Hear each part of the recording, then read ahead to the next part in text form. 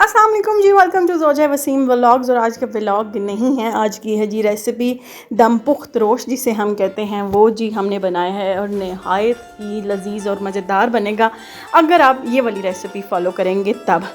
Okay जी, सबसे पहले हमने ले लेने हैं आलू आप 6 या 8 ले लें। उसको दरमियान में से हाफ़ पीस करके आपने छिलका नहीं उतारना है।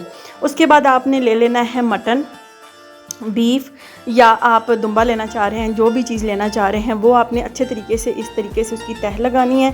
उसके बाद आपने डालना है नमक, और नमक डालने के बाद हमने तकरीबन 4 लीमू के स्लाइसेस करके बीच में डाल देने हैं। उसके साथ हमने साबुत अदरक डालनी है और डालडा घी या कोई भी आप घी ले लें।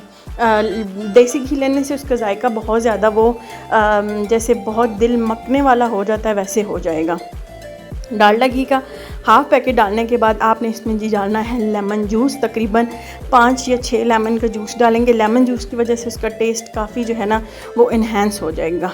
उसके बाद आपने डालनी है जी काली मिर्चें। काली मिर्च आपने तकरीबन 25 to 30 ग्राम्स की जो है ना वो ले लेनी है, वो आपने डालनी है। उसके बाद आपने डालनी है ग्रीन चिलीज़। ग्रीन चिलीज़ को आपने दरमियान में से कट नहीं लगाना है, सिर्फ जी इतनी सी चीज़ें डलेंगी। ये सारी चीज़ें डालने के बाद आपने आटा ले लेना है गूंदा हुआ, और उसको पतीले को अच्छे तरीके से आटे से रैप कर देना है।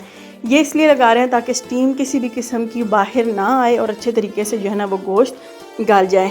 एंड पे आपने डालना है जी लहसुन अदरक का पेस्ट। बेशक हमने साबुत भी डाला है लेकिन पेस्ट आपने ज़रूर डालना है। पतीले को अच्छे तरीके से आटे से रैप करने के बाद आपने इसके ऊपर दे देना है ढकना। उसके ऊपर आप कोई भी चीज़ रख के इसको दम पे लगा दें, और कम से कम 4 से 5 घंटे के लिए आपने इसको दम पे छोड़ देना है। आंच आपने बिल्कुल हल्की रखनी है।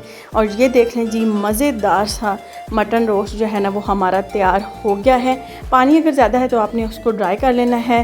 जायका आपको ज़रूर आएगा अगर आप ये रेसिपी फॉलो करेंगे। लाइक शेयर और सब्सक्राइब ज़रूर कीजिएगा। अगले व्लॉग तक के लिए अल्लाह हाफ़िज़।